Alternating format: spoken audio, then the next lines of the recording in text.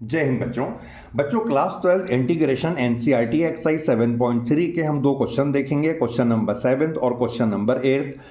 7th question है integral of sine 4x into sine 8x dx।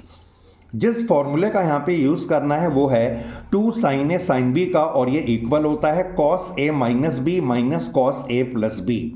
सो ये formula बनाने के लिए हमने 2 से डिवाइड कर लेना है, 2 से मल्टीप्लाई कर लेना है। ये 2 साइन ए साइन बी बन जाएगा जो होता है cos A minus B minus cos A plus B.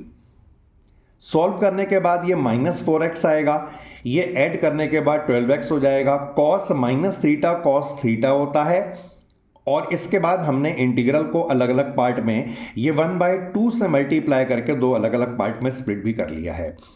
Cos theta का इंटीग्रल साइन थीटा, थीटा यानी 4x है जिसका डेरिवेटिव 4 आएगा जिससे हम डिवाइड कर लेंगे। ऐसे ही कॉस थीटा का इंटीग्रल साइन थीटा, थीटा का मतलब है 12x जिसका डेरिवेटिव 12 होगा जिससे हम डिवाइड कर लेंगे। सॉल्व करने के बाद ये 8 और ये बन जाएगा यहाँ पे 24, तो ये है इसका फाइनल आंसर। क्वेश्चन नंबर 8 पे ध्यान देंगे। Integral of 1 minus cos x upon 1 plus cos x dx। तो बच्चों यहाँ पे दो फॉर्मूले डायरेक्टली लग रहे हैं। एक फॉर्मूला होता है 1 माइनस कॉस थीटा का, और ये होता है 2 साइन स्क्वायर थीटा बाई 2। एक फॉर्मूला होता है 1 प्लस कॉस थीटा का यानी 2 साइन स्क्वायर थीटा बाई 2। सो दोनों में हमने फॉर्मूला लगा दिया। 1 माइनस कॉस एक्स हो जाएगा 2 sine square x by 2, 1 plus cos x हो जाएगा 2 cos square x by 2, 2 cancel out हो चुका है।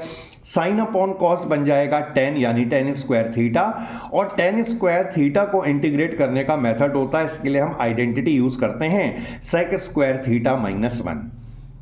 जिसके बाद हम इंटीग्रल को दो अलग अलग पार्ट में लिख लेंगे। फर्स्ट पार्ट ये वाला और second part minus 1 dx। Sec square theta, क्योंकि 10 का डेरिवेटिव होता है सेक स्क्वायर एक्स, इसीलिए सेक स्क्वायर एक्स का इंटीग्रल होगा 10x। लेकिन बच्चों यहाँ पे ध्यान देने वाली बात है, ये x ना होकर x बाई 2 है। इसका हम डेरिवेटिव निकालेंगे 1/2 आएगा, तो जितना भी डेरिवेटिव आएगा उससे हम डिवाइड करते हैं। dx का इंटीग्रल माइनस x, ये 2 ऊपर चले जाएगा, तो ये है इसका फाइनल आंसर।